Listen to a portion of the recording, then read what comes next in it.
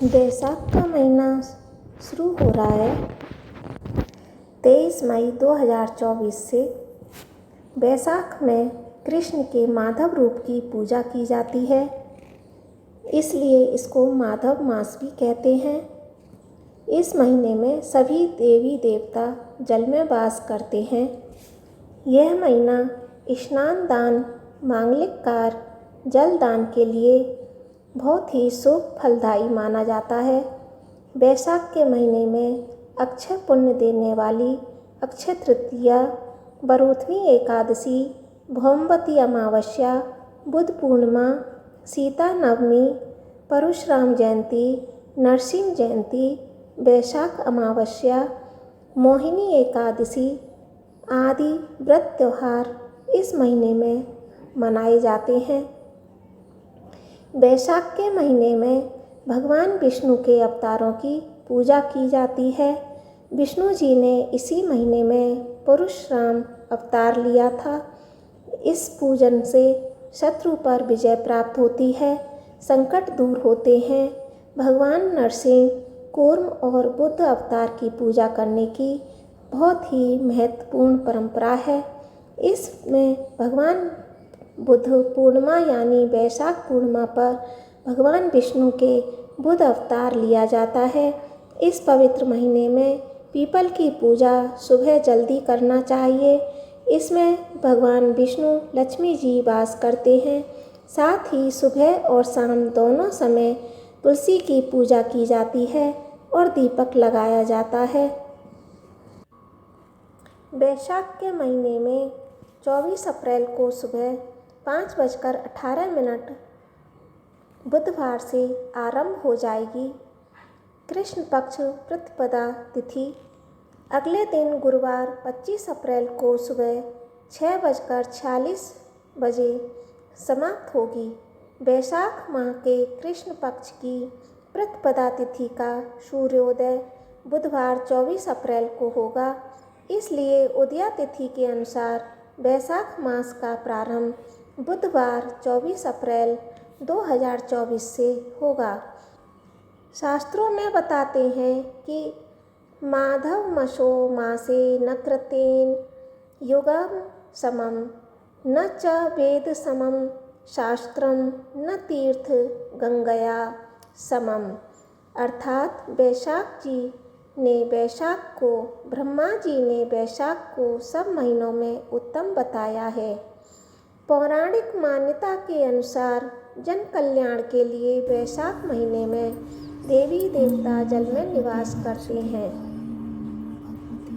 इस महीने में किसी भी व्यक्ति को पानी पिला दें तो ब्रह्मा विष्णु महेश को तृप्ति होती है। ऐसा करने से कुंडली में सूर्य और गुरु ग्रह मजबूत होते हैं। साथ ही घर में सुख समृद्धि, धन की कभी कमी नहीं होती है। विद्याओं में वेद, मंत्रों में प्रणव, वृक्षों में कल्पवृक्ष, धेनुओं में कामधेनु, देवताओं में विष्णु, वर्णों में ब्राह्मण, प्रिय वस्तुओं में प्राण, नदियों में गंगा जी, उसी तरह ही माह में बैसाख के जैसा कोई मास नहीं है। बैसाख महीने में जल पात्र, कपड़े, पादुका, हवा के लिए पंखे, छाया व्यवस्था, सत्तू, अन्नदान, फल दान करना बहुत ही पुण्य माना जाता है। बैसाख महीने में दान करने से व्यक्ति को शुभ फल की प्राप्ति होती है। इस महीने में जिस नक्षत्र की पूजा की जाती है वह बैसाख नक्षत्र है। पूर्णिमा जिस नक्षत्र में होती है उसी के अनुसार माह का महीना पड़ता है। बैसाख के महीने में यह दूसरा महीना पवित्र महीना कहलाता है, जिसका संबंध देव अवतारों के द्वारा माना गया है। इसमें भगवान विष्णु के नर नारायण की पूजा होती है।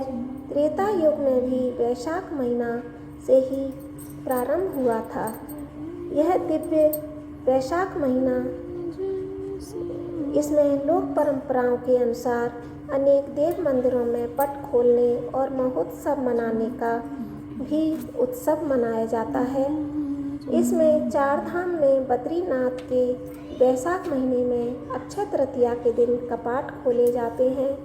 वैशाख के शुक्ल पक्ष की द्वितीया को धामपुरी में यानी भगवान जगन्नाथ की रथ यात्रा निकलती है। वैशाख के कृष्ण पक्ष की अमावस्या को देव वृक्ष वट की पूजा की जाती है। बरूथनी एकादशी, अक्षय तृतीया, मोहिनी एकादशी, वैशाख पूर्णिमा, बुद्ध पूर्णिमा आदि व्रत भी कराए जाते हैं। इस महीने में तीर्थ, व्रत और मूर्ति पूजा इन साधनों के द्वारा जीव को मोक्ष संभव है या नहीं, साथ ही मोक्ष की वास्तविक भक्ति कौन सी है, इसके बारे में हम जानेंगे।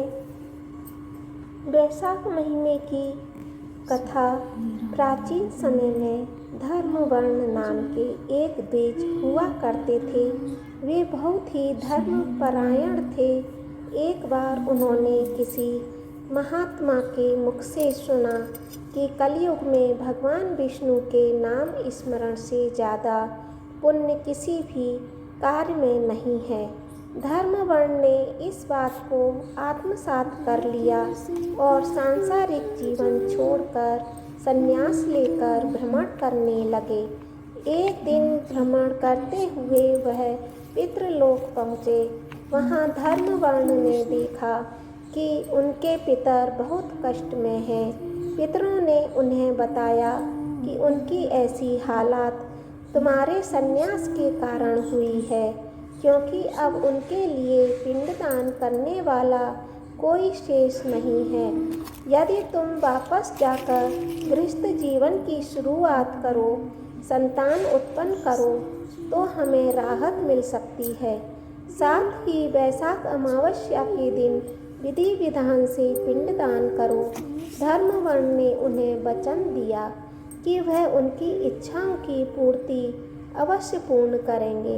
इसके बाद धर्मवर्ण ने सन्यासी जीवन छोड़कर उन्हें सांसारिक जीवन को अपनाया और वैशाख अमावस्या पर विधि विधान से पिंडदान कर अपने पितरों को मुक्ति दिलाई।